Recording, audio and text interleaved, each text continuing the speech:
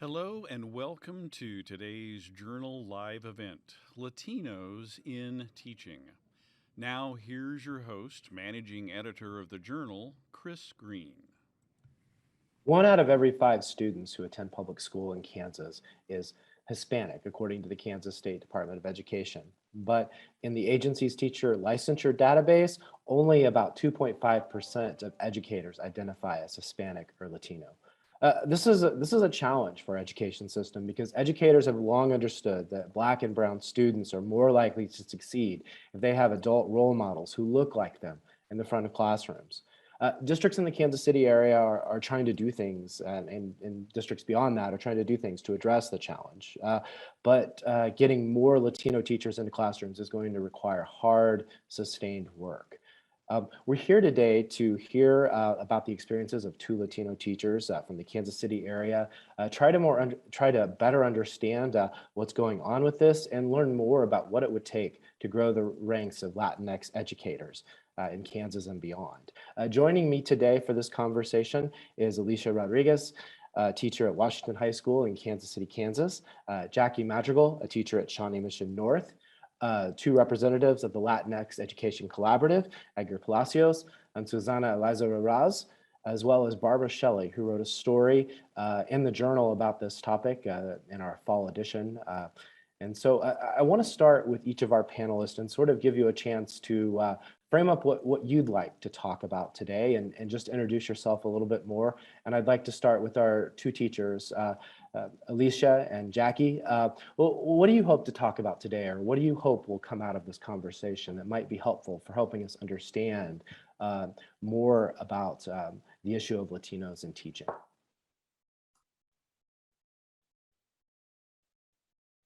I'll go ahead and start. I think that I would really like to discuss how it's an extra burden. I think that's an unseen burden for many educators of color, and I know a lot of people see us as resources, but I would just kind of like to brainstorm some ideas as to how it doesn't have to be so much on our shoulders, and how other district or other personnel can help us carry that load. Also, just to share like our experiences with Latino students and how do they look the possibility of becoming a teacher. I have had like discussions with students in the past, and I don't know if Jackie as well. A lot of them don't really see education as a pathway for them. Again, the main concern is being able to sustain their families and have a really high income, which is something that, as many of you guys know, education is not really well paid. So that would be another thing. Well, I'm interested in getting to more of your pathways into education. But before we kind of jump into that, I wanted to give Edgar and Susana a chance to introduce themselves and maybe talk about their roles in this issue and what they'd hoped we'll talk about during this hour.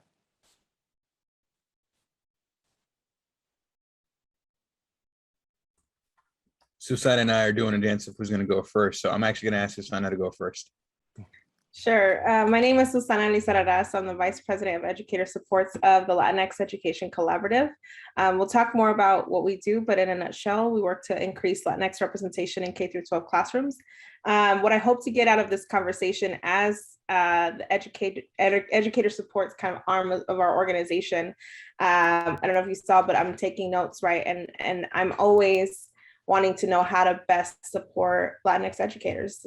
It's at the foundation of what our organization does, particularly because retention is also an issue. You know, a big hot button issue is always recruitment, but then retention should be part of the conversation as well. So I'm here to listen about the needs of Latinx educators, and as a former teacher myself, hopefully contribute a little bit to that conversation as well.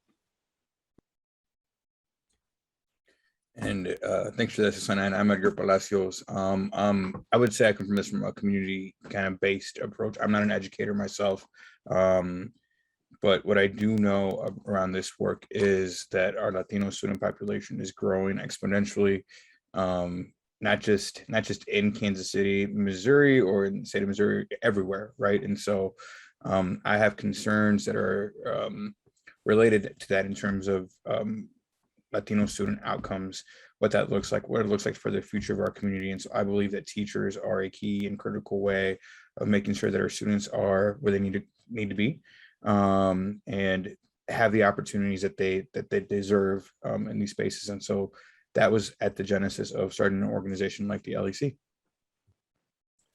Well, thank you all for joining us today, and I look forward to diving deeper into the conversation.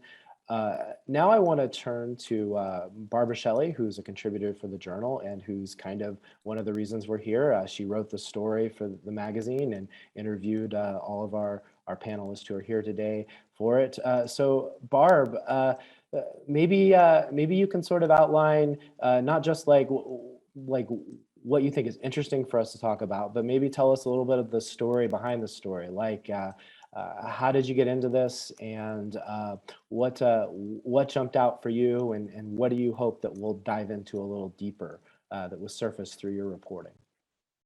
Okay, well, so the idea actually came from the Kansas Leadership Center. And I think, Chris, you mentioned it, that, there's this situation with low numbers of Latinx teachers in Kansas, and that, you knew there was a nonprofit in the Kansas City area dealing with this.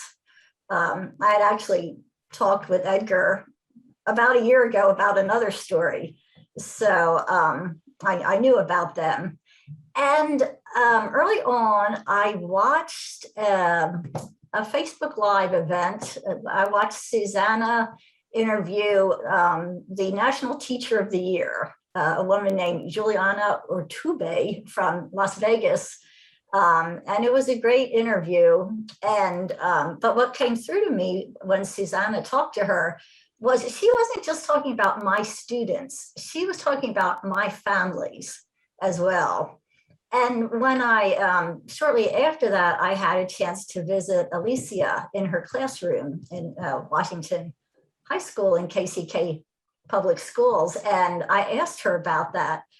And she's like, well, yes, I'm very involved with my families. And she told me, the example that we led the story off with about, how she worked with a mom to really get a young man on a better path for his future. And I think that relationship took about 2 years, didn't it, Alicia? And, so this was a theme. And Jackie just mentioned this. I mean, it is not easy to take on a family's problems along with your teaching duties. That is not something you leave at the end of the day and go home with. And so that was a theme. And then the other thing that kind of shocked me as I got into the reporting of the story is not that there's so few teachers, well, we'd established that, but there's just such low numbers in the pipeline of teachers, not just Latinx or Black teachers, but teachers in general. And I, thought I should broaden this out to other areas of Kansas. So I noticed that Garden City has a healthy, a very, very large Latinx population of students. And I called out there and I asked someone in the administration if they were doing much to recruit Latino teachers. And he was like, we have trouble recruiting teachers, period. We we're trying to get anybody to come out here and work in these schools. So it is a complex issue and a complex problem. Yeah, and I think that was one thing I took from your story was just how layered. So we already have a challenge with just having enough teachers in general, and then we have this even, greater divide in this subset of the challenge, dealing with Latinos in teaching. So that makes me want to shift to Alicia and Jackie and just sort of talk about, so we've talked about how, there can be barriers to entering teaching, but I'm interested in your stories. Like what drew you into teaching? What made you want to take on this as your profession?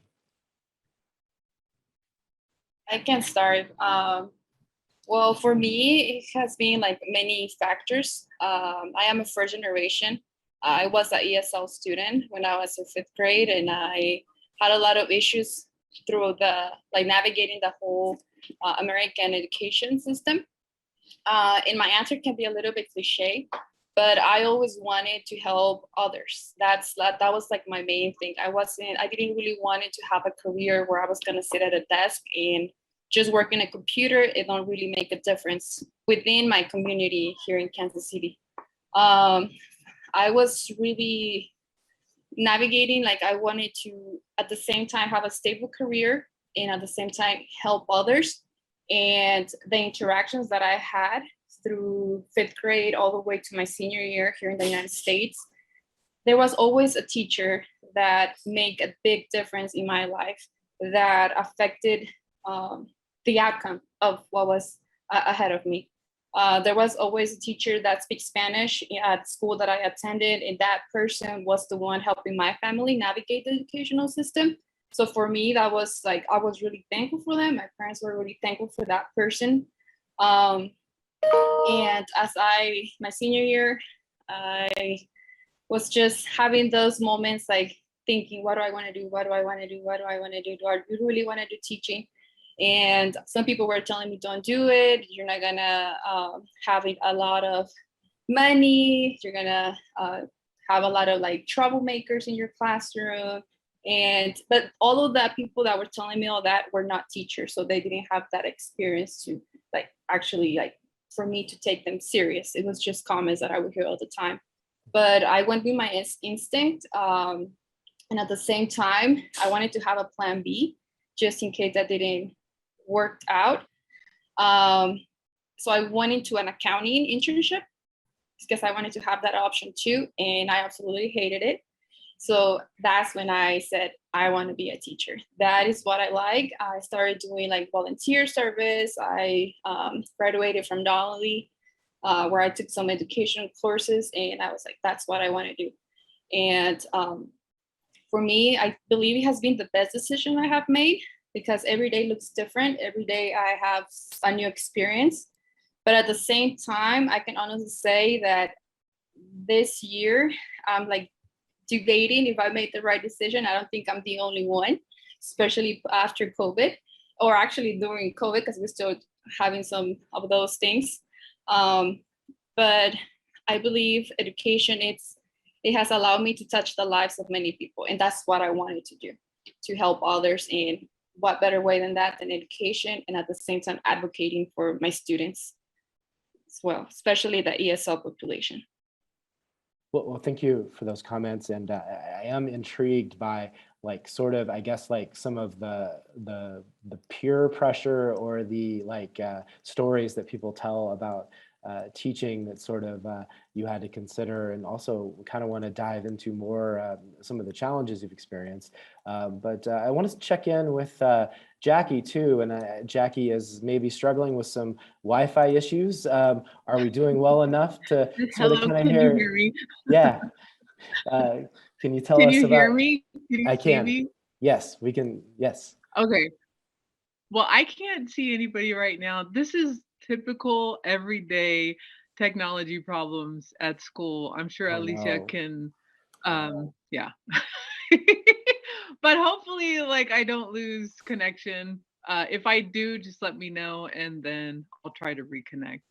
Um, but my education story, I never really had a question about it. I always wanted to be a teacher ever since I was little. I had a friend that lived down the street, and she would come up and play at my house, and I would give her detentions, and we would write on like a little chalkboard and play school.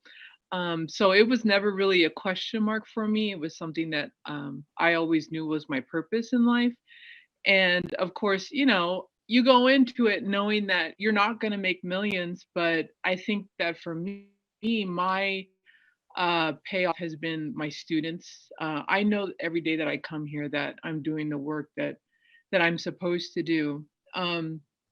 Most of my work is as an ESL teacher, an ELL teacher, very much like the classes that Alicia took.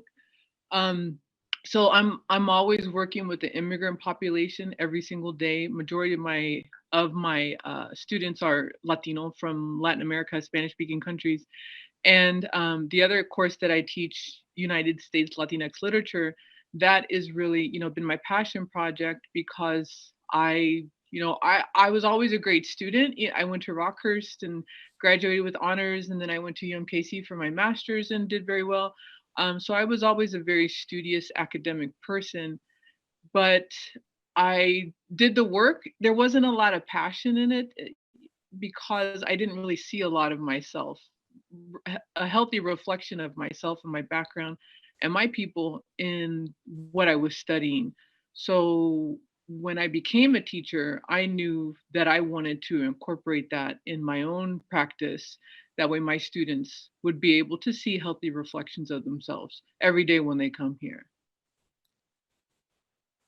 So it's interesting in both your stories. I hear this this deep well of passion for education, and yet from Alicia's comments as well as Jackie, some of yours in the article, like I also hear that there are a lot of challenges.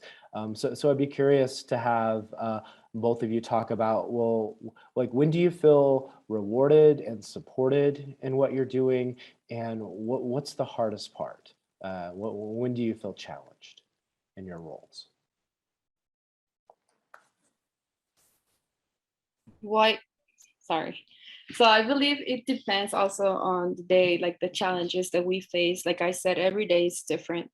Right now, what I can say, definitely the challenge that is affecting me right now in the present, it's just the I guess disengagement sometimes from the students that kind of make you kind of feel like you're failing.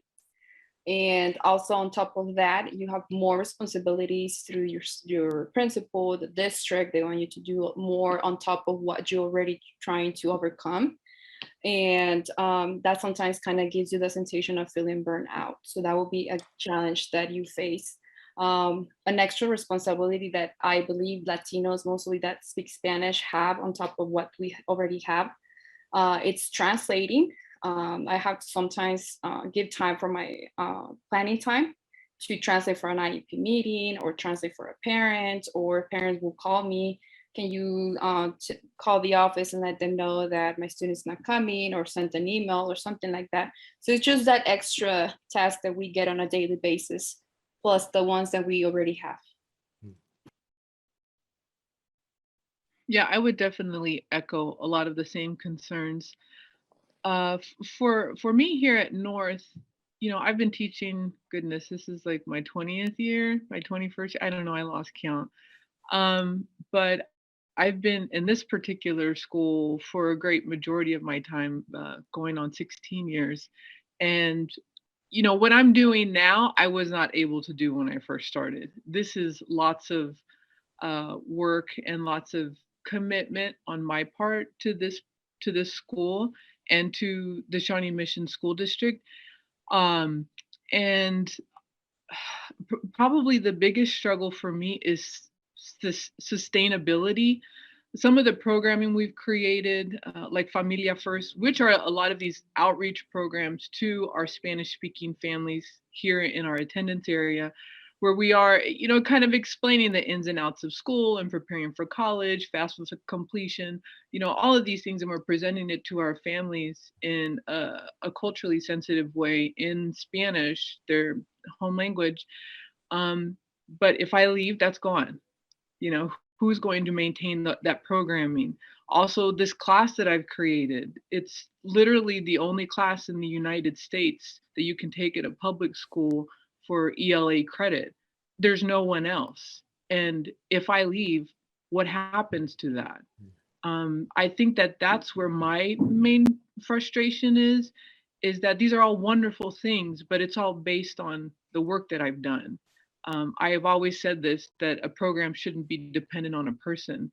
And I think that it is right now. And that's where I think that, you know, our districts can support us the most by saying, this is a valuable program. We want to make sure that this sustains itself, whether you're here or not, because we believe in what this program does and the people, the families, the students that it serves.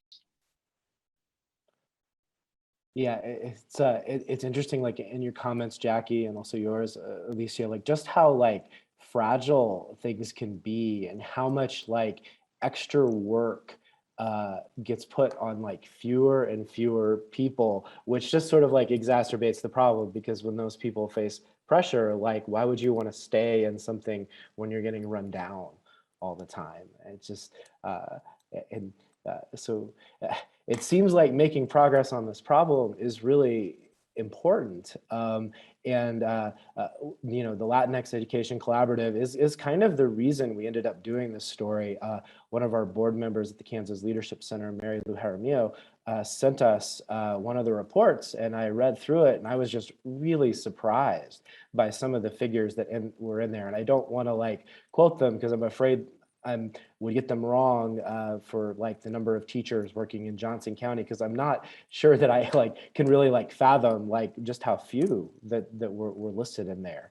And so I wanted to talk a little bit more with Edgar and Susanna about the Latinx Education Collaborative, and you sort of introduced yourself, but you know, could you talk a little bit more about how you started and what are the types of things that you're doing to try and bring more attention to this issue, and also like foster the sort of dialogue and efforts to bring about solutions so that this is something that does change in the years and decades to come? Yeah, thank you, Chris. I think that that's an incredibly difficult question to answer, like thoughtfully and concisely. I think first and foremost, I want to acknowledge the work that Alicia and Jackie are doing, because it's incredibly difficult work. Not only are they expected to move students in growth and make sure that they're there, but they're also sometimes the chief Latino officers of their community, right, of their school. And so any issues that they have within the Latino community are then directed at them. Things that aren't even a part of like their daily day-to-day, or they're being compensated for, or anything like that. And so that's part of the issue. In 2018, I founded the LEC because I just recognized that there was a huge disparity gap. There was no data available locally around it. The national number was at the time 8% of teachers were Latino, but 25% of students in K-12 were Latino. And so I recognized this as a gap. The number here in the Kansas City metro area today is significantly, that gap is significantly greater. We found that only 1% of educators in the greater Kansas City metro area are Latino. And we know that's roughly 260 teachers. That's not including paraprofessionals, though. That's not including your front staff. That's actual teachers in classrooms in charge of moving kids forward on outcomes, right? There are 51,190 Latino students in the greater Kansas City metro area, and that number is exponentially growing. And so a lot of challenges are at play at the moment, right? There's so many other things that are happening that affect and impact the work that we're trying to do.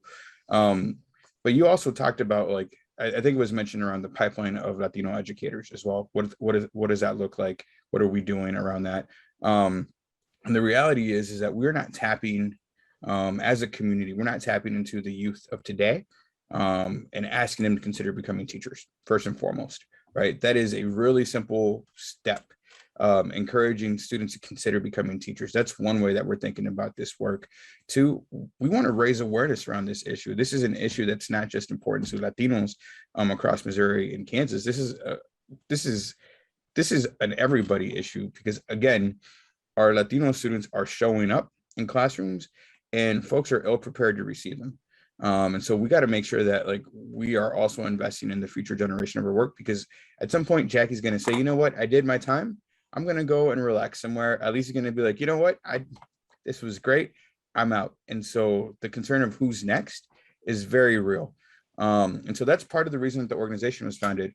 I'll also share a quick origin story. I remember the day that the LEC was kind of sparked in my brain. I had finished asking a principal in a Houston charter school, like, why they didn't hire, there was no Latino staff members in their school. And I remember her saying, giving me a two-part response. The first was, you know, Houston's a competitive environment, and so we do what we can to hire and to look for teachers of color. I think we've all heard that in this space. People do what they can, and they sometimes don't actually tell you what they do. But the second part of that conversation was, we hire for a good culture fit. We can teach anybody to teach, but we hire for a good culture fit. And I know, as a Latino professional and just general human, like, I've been in spaces where, because of my Latinidad, my identity, I'm not a good culture fit, period. And so in her remarks, so she said, we can teach anybody to teach, but they have to be good culture fit. And so I've been reflecting on that statement. If we can teach anybody to teach, then why aren't we teaching more Black and brown folks to teach? I know we're talking about teacher shortages and these things, but there's also an opportunity there. How do we utilize the changing ecosystem to make sure that Latino voices are reflected in classrooms and schools across our communities? And so I'll ask Susana to talk about some of the work that we've done as well. Absolutely. I think what you mentioned, Edgar, from those comments is something that teachers experience very commonly. So a lot of my day-to-day work is talking to teachers one-on-one, Latinx educators, particularly here in the Kansas City area. And they talk about that a lot, about having to, make themselves smaller, parts of their culture they can't bring into the day-to-day.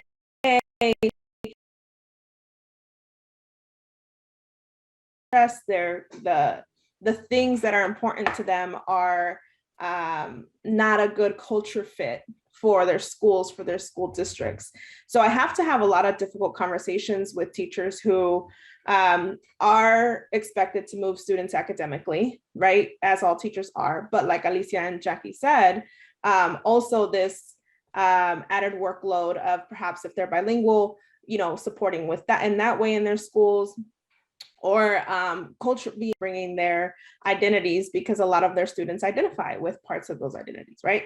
That on top of feeling like, we have to shorten our names, or we have to, we get put on committees for Cinco de Mayo and for Hispanic Heritage Month, but nothing else, or we don't get appreciated for our instructional strengths and our the way that we teach and the way that we engage with our students, and more so are called on for the Latino issues, right? So the work that we do a lot of loving, we do a lot of community building, we give a lot of things, Grubhub gift cards, t-shirts, all the things to hopefully spark some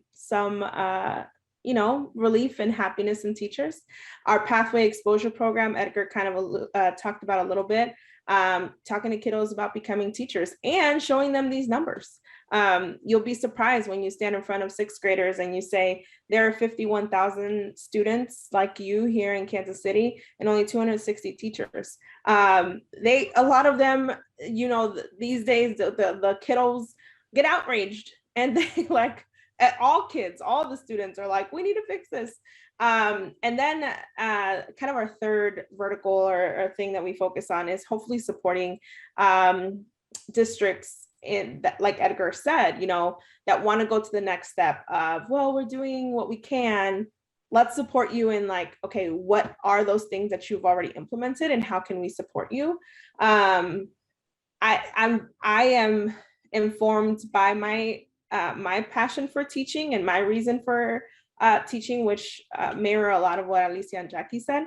And so it's very grassroots, hearing from teachers on a day-to-day, and then implementing supports based on what we hear. So. Well, thank you both for those comments. So I want to check in with Sam Smith, who's our communications director here at the Kansas Leadership Center, and he's monitoring the chat and questions going on Facebook and YouTube. Sam, any comments or questions that you'd like to elevate at this point in time? Can you hear me, Chris? I can. Okay, good. Yeah, there's a few comments, no questions per se.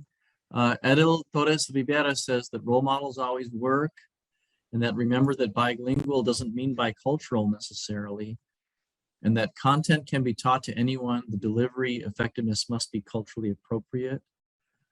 And then Liz Ward, her contribution was that without new faces and perspectives, organizational culture becomes stagnant. So that's where we're at. And we got a nice shout out from the Latinx education collaborative on YouTube, but it was just a hooray. So for having this discussion. Well, and maybe this plugs into Liz's comments a bit, but we talked about the benefits to Black and brown students of having people who look like them at the front of the classroom. I just wonder, like, are there benefits to all students, like being able to see different people from different backgrounds at the front of the classroom in authority roles? Because it seems like the direction that our society is heading in is that's what life is going to be like. I'm just wondering if anyone has thoughts on that, or anything to add, or how does that land with you? Actually, I want to speak to one of the comments around this idea about being bilingual. It does not mean, you know, you're bicultural. And I really like that idea, and I want to kind of push on that thinking a little bit because Latinos, I think we say this in certain circles, but Latinos are not a monolith, right? And we are incredibly diverse from political opinion to where we're from to what languages we speak. Not always Spanish, not always English. There are plenty of indigenous languages that are spoken across the world and within our community, right? And so I want to actually elevate that because even in saying that we're advocating for Latinos, we also have to recognize that Latinos don't look like one thing or just one thing. And so I appreciate that comment. I also got pushback from saying bilingual, bicultural one time, and they're like, yeah, maybe thinking about it from a multilingual, multicultural perspective is a better approach to that. So I offer that to you all as well. I'll pause. I lost that second part of the question, Chris, so my apologies. No, that's okay. Does anyone want to weigh in on bilingual, bicultural versus multilingual, multicultural, or this idea of what's the benefit to all students of seeing people from different backgrounds leading at the front of the classroom? You know, I think go ahead. Sorry. I think we're probably going to say similar things, but you feel free to jump in afterwards. Chris, to kind of address the benefits for all students. So at the core of what the Latinx Education Collaborative does and our why is that there's data that shows that Latinx students are more likely to graduate high school, pursue post-secondary when they have Latinx educators. There's a recent study that just came out of California about how Latinx students are more likely to come to school. It was about high school students, and if they have a Latinx teacher within their first several periods, their first period or second period, they're more likely to come to school. I know attendance is a hot thing in schools, so that should say something. That translates across the board. So all students, regardless of their race and ethnicity, are more likely to graduate high school and pursue post-secondary when they have a teacher of color, not just a Latinx educator, right? And there's fascinating data around particularly Black students when they have one Black teacher within their K through 12, how much their the graduation rates are impacted positively by that, right? So there are benefits to all students to having educators of color. Kind of, Edgar and I have this conversation a lot within the organization, like those are the numbers, right? There's also the qualitative, right? The stories we hear all the time from students. Actually, right now, we're having our Latinx Educator Award nominations going on. And we have students who will nominate their Latinx teachers. And the things that you'll hear about the teachers, I mean, we love like capturing all of those comments and just hearing the impact. The numbers are one thing, right? Graduation rates, post-secondary, attendance, all of that. A whole nother world to it that isn't appreciated enough are the stories of love and care and nurture and dedication and all of that as well. So.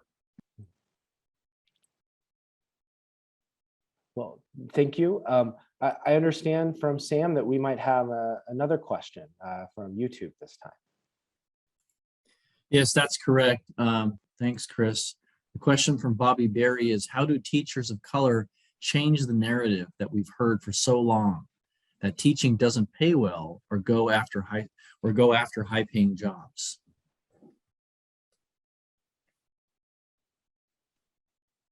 Would anyone like to tackle that one?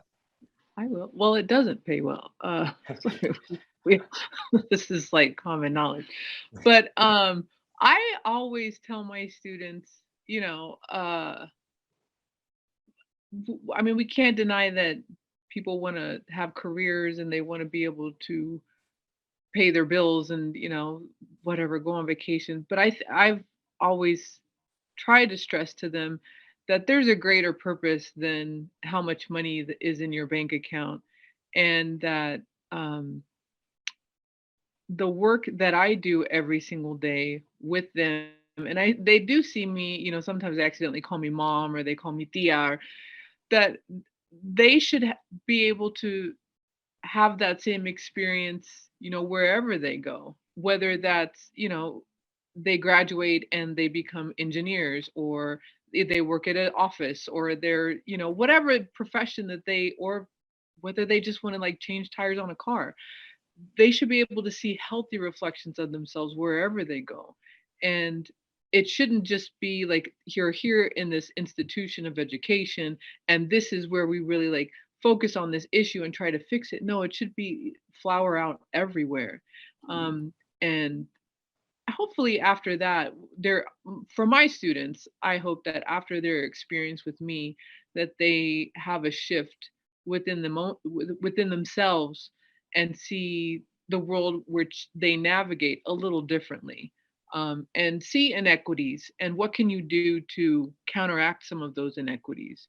That's really what my purpose is. And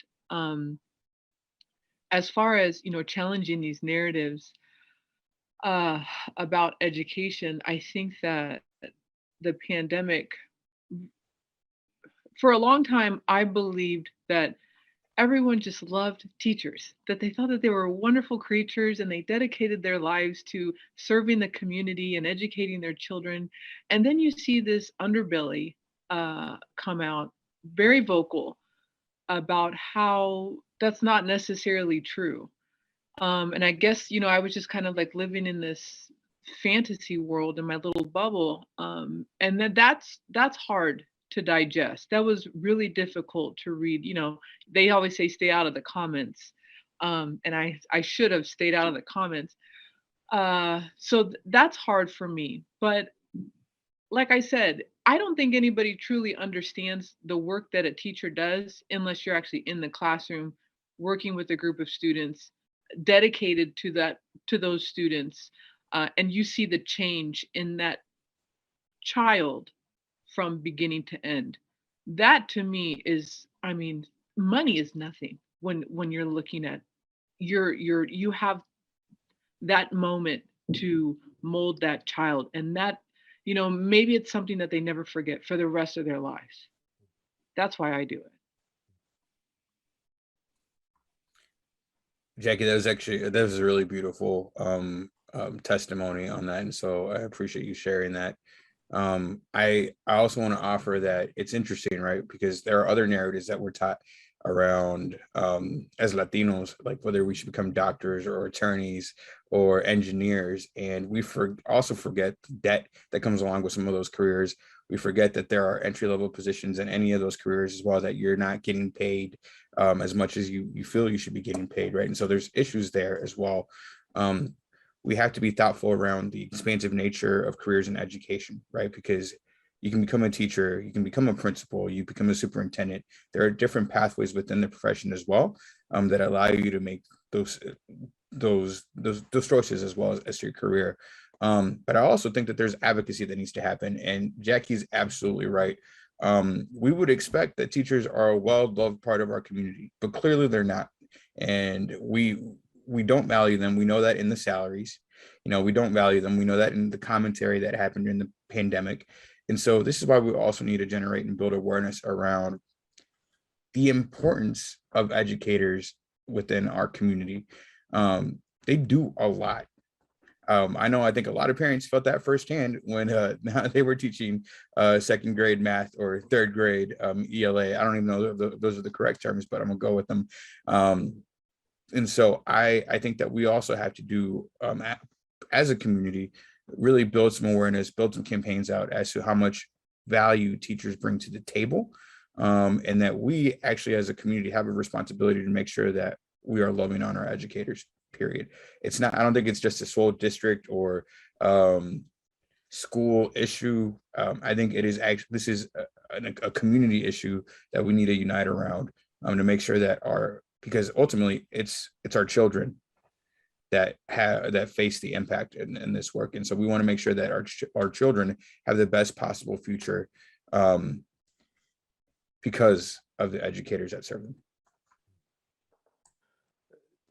So I'd like to bring Barb back into the conversation. And one aspect that I thought was interesting in your story is like, it's not that districts don't recognize that this is something that it needs to be addressed. So I'm kind of curious, like, what can you tell me about what you learned about what's currently being done to bring more Latinx educators into the classroom, and how is that working?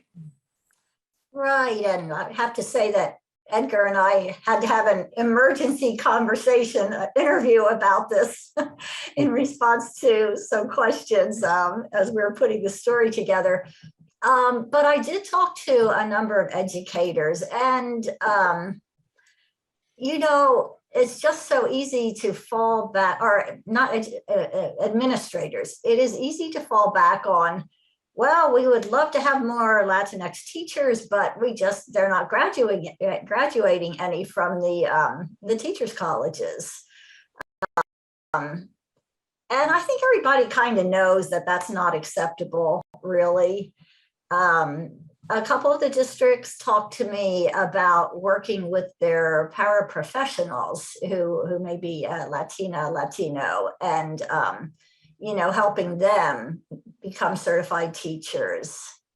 I learned an interesting thing, that a lot of Latinx, both students and older adults who might be interested in moving into a teaching career, really don't want to move, if they're in the Kansas City area, to Manhattan or somewhere to get a teaching degree. They want to stay closer to home.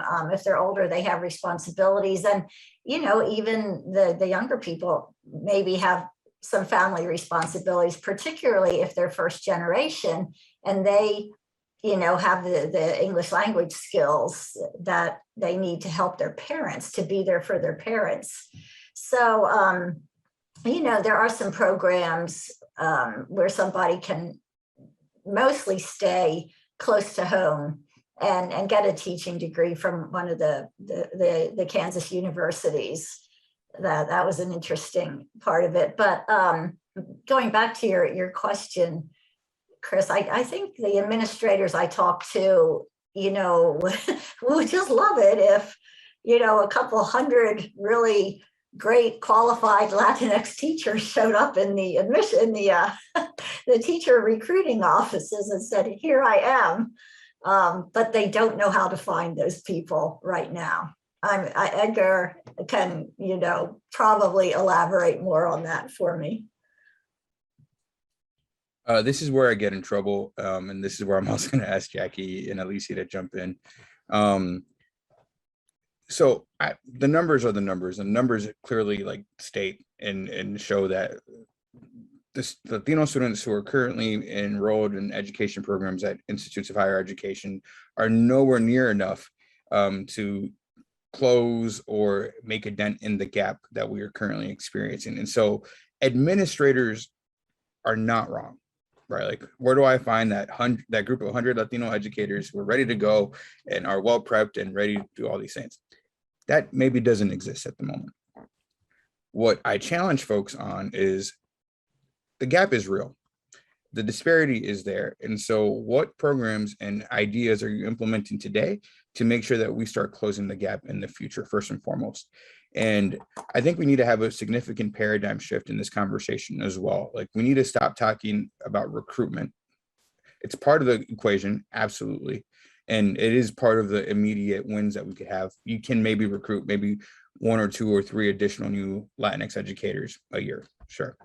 But what are we doing to build the communities of belonging in our schools and our districts and in these spaces that Latino teachers and Latino students feel welcome, feel like they belong, feel included, and have the resources that they need in order to be successful? Because I will tell you, the best recruiter that you have on your team for Latino teachers is a happy Latino teacher. And so how are we supporting the folks that are currently in those spaces to make sure that they're talking to their friends and their family and be like, you know what, this is a really great opportunity. I love it here. Come join me, right? And Alicia, Jackie, I don't know if that makes sense or not, but it's a running theory that I have. I've had lots of conversations and emails back and forth with HR about this very issue and the board. They are very aware how vocal I am about this issue because of what I was talking about earlier, the sustainability of the programs that I've created here at North, because I want desperately to mentor someone to take this stuff over.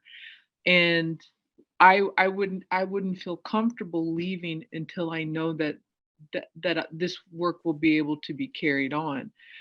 And I think that with in particular with Familia First, what we've done here at North, it's research based. Everybody loves to throw that term around, based on the premise that you engage Latino families because you go to where they're at. You don't expect them to come to you. A lot of the recruiting has not changed since I was recruited 20 something years ago. They have the job fair, whoever shows up, you cross your fingers and hope that you get an educator of color. That's not working, obviously. I think that you go to where they are. They're there in college. They're at Latino student unions. They're at their student organization Latinos, Luna. There's so many different organizations at those universities. Why aren't they going to where they're at and plant that seed? Oh, you haven't declared your major yet? Why don't you think about education? You have a job waiting for you. They're there. So I think that this, it's an excuse really, like, oh, well, they're not coming to our job fairs and, no one's applying. I think that, like you said, Edgar, is shifting the paradigm, shifting how we're thinking about recruitment, how we're thinking about retention, how we're thinking about growing our own. And there has to be commitment to that work, because if not, it's just a lot of talk. And I think it also has to do with like empowerment of the Latino students.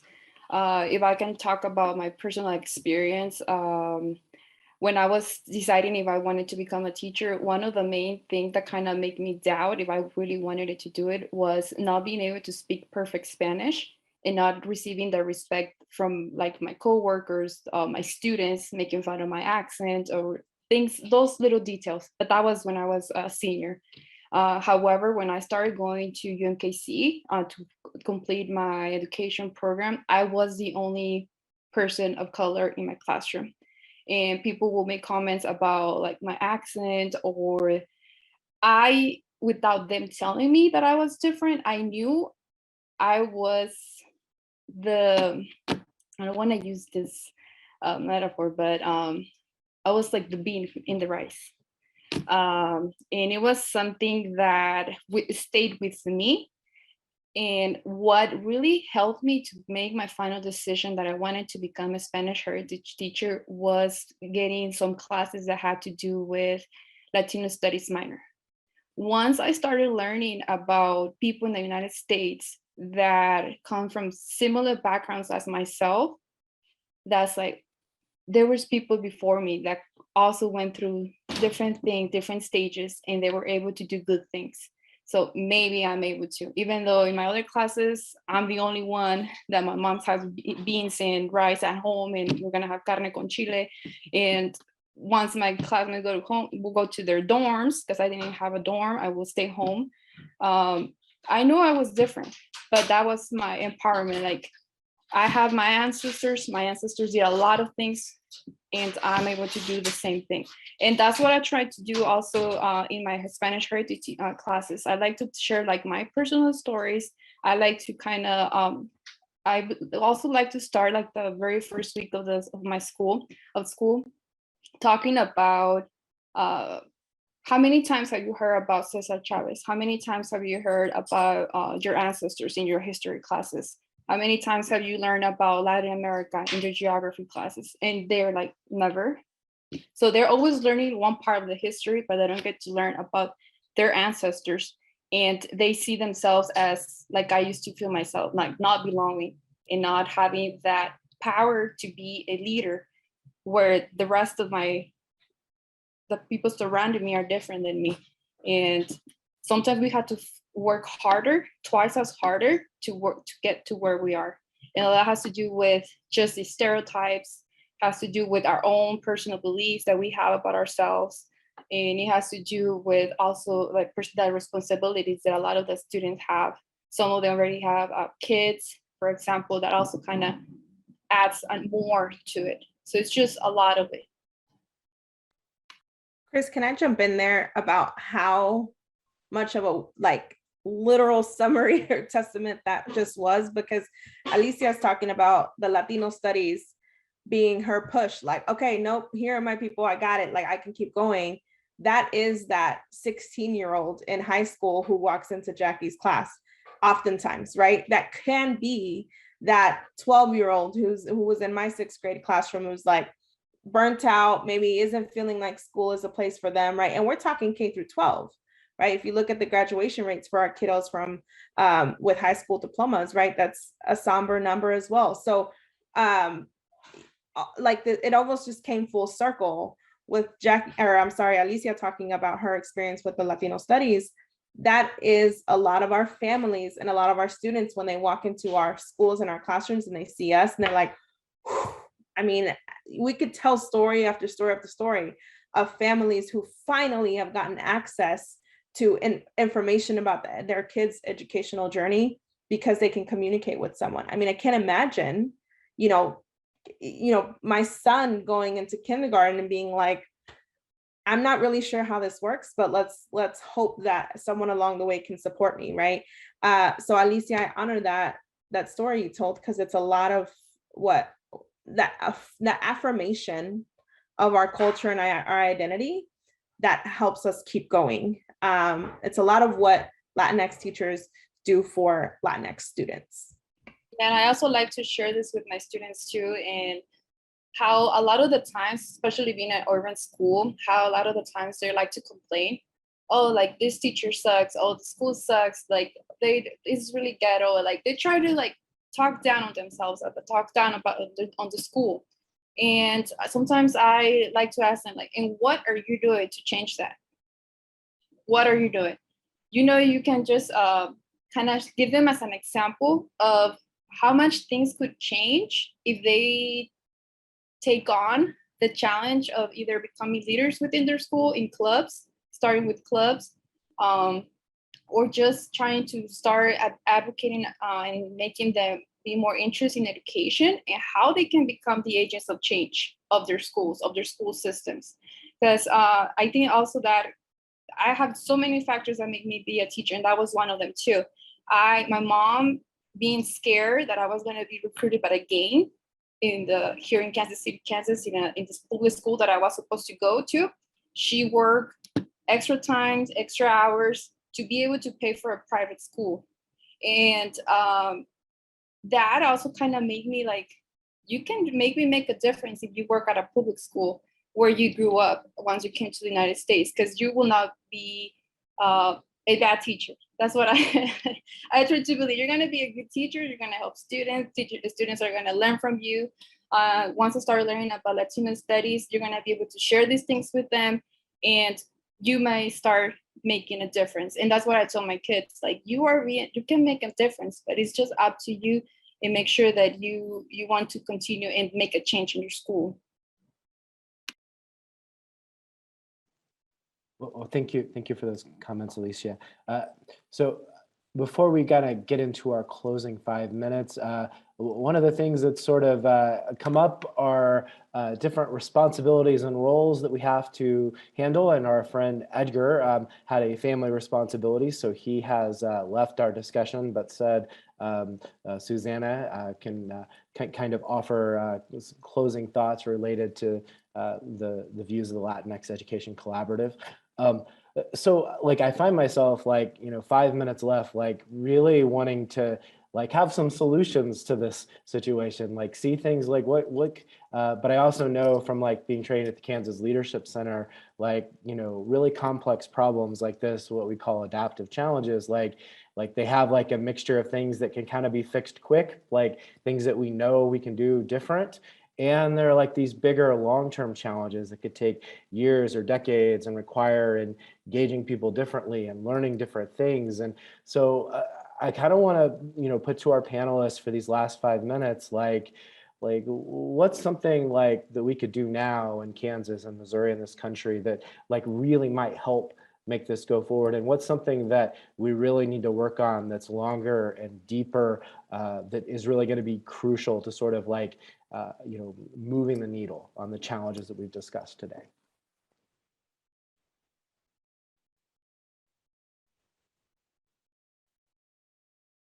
I have a couple things to offer up. One of the things I mentioned in the article, and by the way, Barbara, thank you for capturing what I said very well, and I hope everyone else feels the same way. But one of the things I mentioned was Latinos need to be at the table. We need to be part of these conversations, and that's up to, it's like Jackie said, right? We might not necessarily come to you, right? Come to us and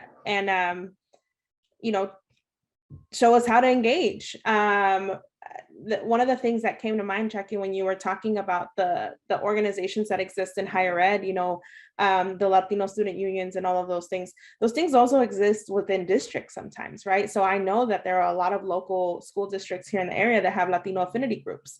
So kind of a once a month or once a quarter, the Latinx educators get together and, maybe have food and talk and vent and all the things, right? Are our districts honoring those, right? Are they providing resources to those groups? I will say in most cases, no. Like particularly the resource part, right? If anything, it took a teacher or a group of teachers to band together and say, hey, let's get together every 6 weeks and just chalk it up and stay connected. And because a lot of what you're struggling with, I'm struggling with too. It's kind of the premise of the Latinx Education Collaborative, right? But it's happening in little pockets all around the city.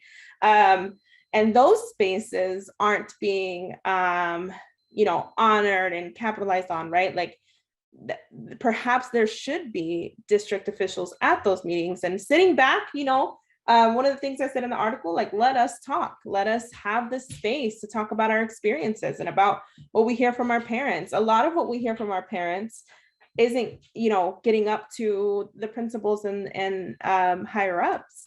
So let us have the space to talk. But I think in a lot of cases, we're in an era of our society where diversity, equity, and inclusion is a new really popular word and term. And a lot of institutions have established new departments of DEI, right? One of my suggestions for them would be to get us at the table, not make assumptions about who we are. You can read our reports, right? And conceptualize them the way that you do, but until you sit down and listen to the stories on a consistent basis, you won't really have a great gauge of what Latinx educators need and Latinx students and people need in Kansas and Missouri. I'm going to jump in because the bell's going to ring in like 30 seconds. So I'm going to try to do this really quickly. Sorry, Susanna, to cut you off. But I think that, these conversations are hard. They're not always going to be rainbows and sunshines and everybody feels good after they leave these difficult conversations. But it definitely needs to be heard. We need to feel uncomfortable so that we can work through these issues. I would love to see someone, at a district level where they're charged to ensure that this work is done and that the voices of your very few Latinx teachers, there it goes, is heard. And, that if there are these, for me, my time is my most precious commodity, considering that I'm going to have kids banging in here in 1 minute.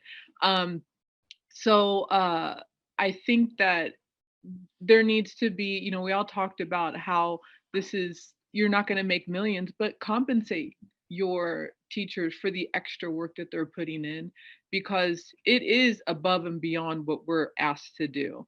So I think that if you really want to commit to the work and you really want to show that you're dedicated to it, then there has to be, you have to meet halfway. It can't just be us, barking and saying, we need this, or we want this, or this is how you fix this. Well, let's see you meet us halfway so we can actually produce something that's viable and sustainable. I'm going to have to go. Well, thank you for those comments, Jackie. This is the first real hard deadline that I can imagine where there's an actual bell ringing, telling us when to stop. So I want to thank all of our panelists for joining us for this edition of Journal Live. It's our last one of the year. We'll be taking a break. We're excited for this one. Claudia Amaro, a member of our teaching team, is going to be translating the story on klcjournal.com into Spanish, and this video will also be made available with Spanish subtitles.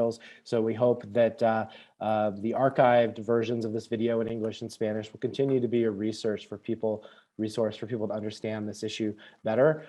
So thank you to our panelists again. This is a great conversation. I look forward to following up in the future, and we'll see, enjoy your holidays, and we'll see the rest of you next year sometime when we'll have a new slate of offerings for Journal Live. Thank you so much.